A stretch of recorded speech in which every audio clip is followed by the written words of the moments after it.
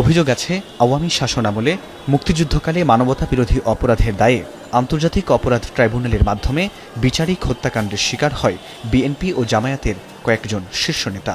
টিএসসিতে থাকা একটি আয়োজনে তাদের ছবি মঙ্গলবার রাতে যেখান থেকে সরিয়ে নেওয়া হয়, পরদিন বুধবার সেখানেই ছাত্র শিবির লিখেছে কবি কাজী নজরুল ইসলামের কবিতা উহারা প্রচার করুক হিংসা বিদ্বেষ আর নিন্দাবাদ, আমরা বলিব সাম্য শান্তি এক আল্লাহ জিন্দাবাদ।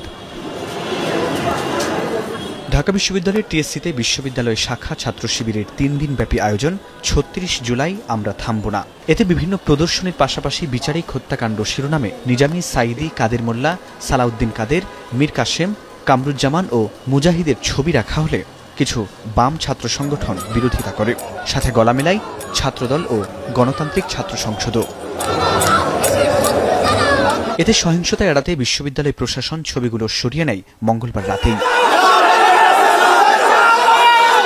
ফটোফ্রেম বিতর্কের পর এবার বিচারিক হত্যাকাণ্ডের শিকার ব্যক্তিদের নিয়ে খোদ বিএনপি চেয়ারপারসন বেগম খালেদা জিয়ার তৎকালীন বক্তব্য প্রদর্শন করছে ঢাকা বিশ্ববিদ্যালয় ছাত্র শিবির, সঙ্গে স্কাইপ কেলেঙ্কারি এবং মিথ্যা সাক্ষীদের পরবর্তী জবানবন্দিও।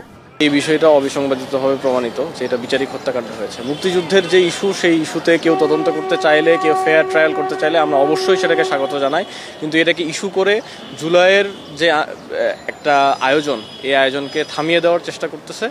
তারা মূলত আগস্টে যে হাসিনা পালিয়ে গেছে, ফ্যাসিবাদ বিতাড়িত হয়েছে, এই জিনিসটাকে তারা এখনও মেনে নিতে পারছে না। কারণ আমরা মনে করি যে ফ্যাসিবাদের উত্থানে তাদের গুরুত্বপূর্ণ ভূমিকা ছিল।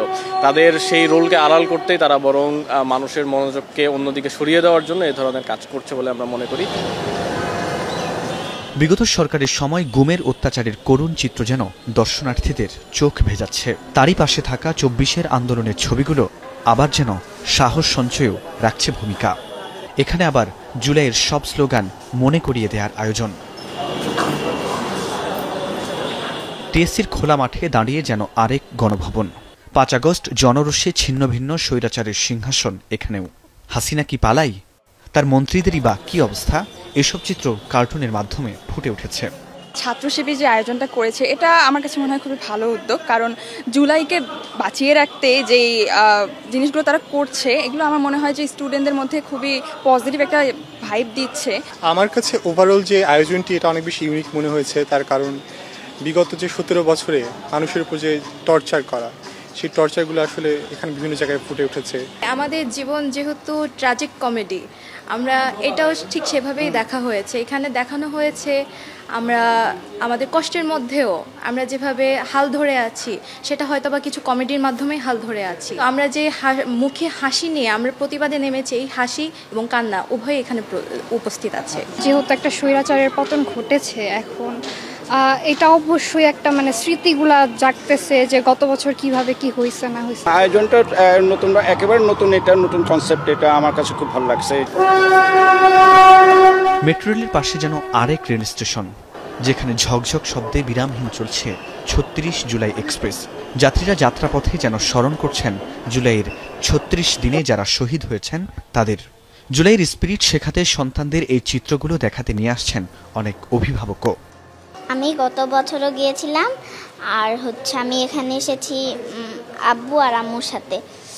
আমার এখানে অনেক ভালো লাগছে। বাচ্চাদের নিয়ে আসার উদ্দেশ্য হচ্ছে তারাও ইতিহাস সম্পর্কে জানবে। গত বছর তো চাক্ষুষ এরা তো গণভবন ঘুরে এসেছে, গণভবনের সেই দৃশ্যগুলো এদের তো স্মৃতিপথে এখনও ভেসে উঠছে।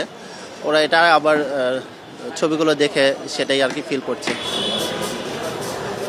এই যে দীর্ঘ ১.৫ দশকে আওয়ামী দুঃশাসন, স্বৈরশাসনে নিষ্পেষিত দেশের সাধারণ মানুষ থেকে শুরু করে সব বিরোধী দলমত, সেই চিত্রের পাশাপাশি ২০২৪-এ যে গণহত্যা চালানো হয়েছিল, সেই চিত্র এখানে ফুটিয়ে তুলেছে বাংলাদেশ ইসলামী ছাত্র শিবিরের ঢাকা বিশ্ববিদ্যালয় শাখা।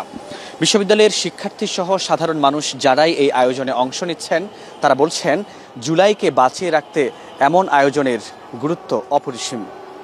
ফরহাদ বিন নূর, এখন, ঢাকা।